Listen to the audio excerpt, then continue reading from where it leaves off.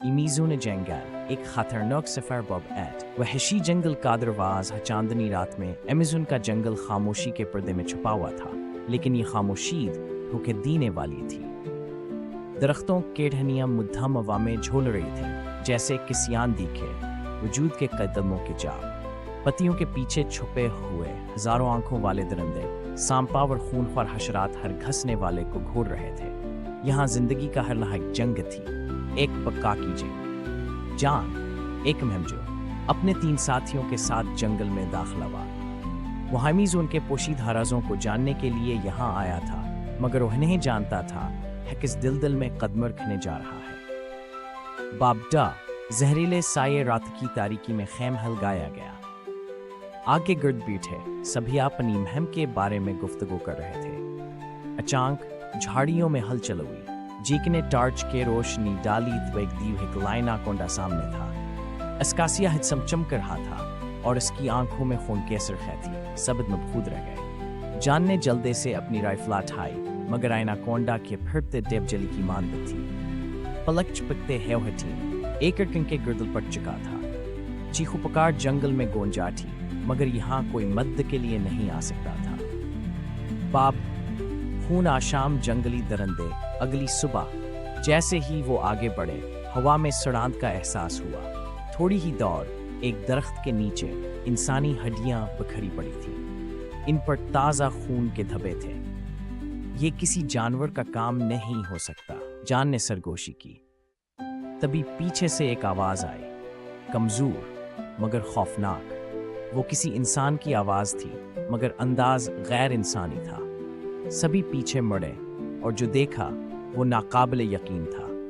ایک جنگلی قبیلے کے آدمی جن کے جسموں پر خوفناک ٹیٹو تھے اور آنکھوں میں وحشت ان کے گرد جمع ہو رہے تھے۔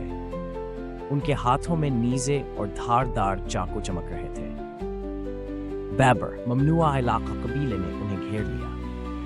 ان کی زبان ناقابل فہم تھی، مگر آنکھوں کے درندگی سبق چھکے رہی تھی۔ انہیں ایک پنجرے میں ڈال دیا گیا جو لکڑی اور انسانی ہڈیوں سے بنا تھا۔ جان نے سوچا کہ اب کوئی رستہ نہیں بچا، مگر اس علم ہے زمین ہلنے لگی۔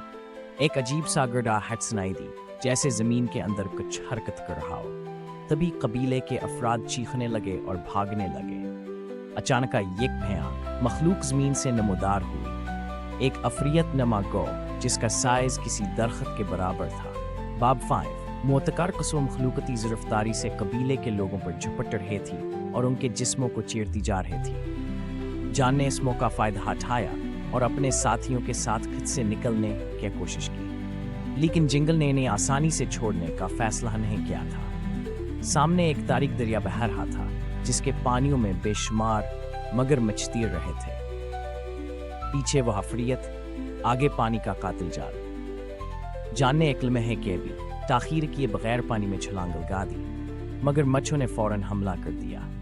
بابس ایمیزون کا آخری راز کسی طرح وہ سب کنارے تک پہنچنے میں کامیاب ہو گئے، مگر جیسے ہینہوں نے جنگل سے نکلنے کا راستہ پایا، ایک قدیم مندر کے کھنڈراتان کے سامنے تھے۔ یہاں پتھر کی دیواروں پر ایسے نقوش تھے جو کسی خوفناک کہانی کو بیان کر رہے تھے، ایک ایسی طاقت جو ہزاروں سالوں سے یہاں قید تھی۔